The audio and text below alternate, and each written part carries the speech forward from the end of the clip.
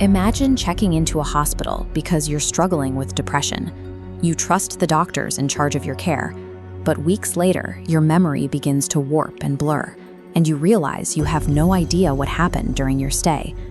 Years later, you discover you were an unwitting test subject in MKUltra.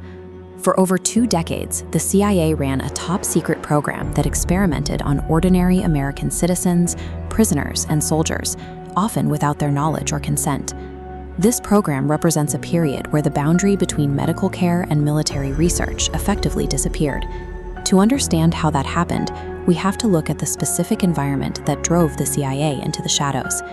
The year 1950 was defined by a climate of intense geopolitical anxiety. The United States and the Soviet Union were locked in a struggle that created a constant dread of nuclear strikes and foreign espionage. That anxiety spiked when American prisoners of war captured in Korea returned home. On camera, these soldiers began making shocking statements, confessing to alleged crimes and openly praising the ideologies of their captors. Watching these broadcasts, American intelligence officials grew convinced that the Soviet Union had mastered techniques to bypass human resistance and overwrite an individual's core beliefs. Convinced they were losing a secret arms race for the human mind, the CIA decided they had to master these techniques first. In doing so, they moved past the standard ethical boundaries of scientific research. The fear of falling behind in a hypothetical conflict made the suspension of human rights seem like a necessary trade-off for national security. In 1953, CIA Director Allen Dulles formally approved the highly classified program. He handed control to a quiet chemist named Sidney Gottlieb, assigning him to lead the operation known as MKUltra. Gottlieb's mission was to find a reliable method to influence, manipulate, or entirely break human behavior. His researchers explored everything from sleep deprivation and isolation to intense psychological stress. Out of all the methods tested, one chemical quickly dominated the agency's attention. LSD was a relatively unknown substance, but the CIA poured resources into it, hoping it would become a tool for interrogation and recruitment. The CIA built a hidden testing pipeline. A central intelligence hub routed black-budget money through front organizations directly into respected civilian hospitals and universities. Notice the endpoints turning red. This bureaucratic structure hid the trauma at these testing sites behind legitimate-looking paperwork. As the program expanded, experiments moved out of laboratories and onto public streets. Under Operation Midnight Climax, the agency secretly rented safe houses in cities like San Francisco. The CIA hired women to lure unsuspecting men back to these apartments.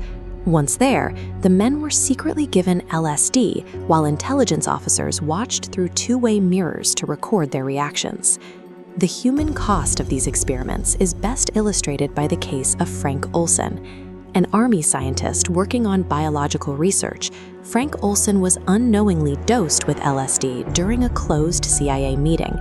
Following the exposure, Olson suffered a severe psychological breakdown. Just days later, he fell to his death from a New York hotel window, an event the official record initially called a suicide. Olson's death provided grim evidence that the agency was deploying psychological forces that they could not accurately predict or control. Fast forward 20 years. In 1973, the Watergate scandal dominated Washington, exposing political corruption and putting all secret government operations under threat of discovery. Fearing exposure, CIA Director Richard Helms ordered the destruction of every MKUltra file. Thousands of records containing decades of experimental data were sent to the incinerator. This purge would have been total if not for a single mistake. A cache of financial records stored in a different location was overlooked, surviving the destruction of the main research files. Those surviving receipts fueled the 1975 Church Committee investigation. Through Senate hearings and the testimony of officials, the existence of the program was finally confirmed to a stunned public.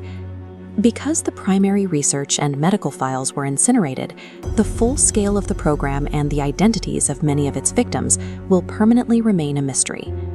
While fiction often portrays MKUltra as a success that created perfect assassins, the actual records show a history of unethical experiments with unpredictable results. The history of the program shows how easily a bureaucracy can bypass human rights when it believes it is acting in the name of national security. Because so many files were destroyed in 1973, the true scale of the program and the suffering of those involved remains an intentional blank space in the historical record. What do you think is the most concerning part of this story? Let us know in the comments below, and subscribe to Cold Cartography for daily deep dives into history's hidden mysteries.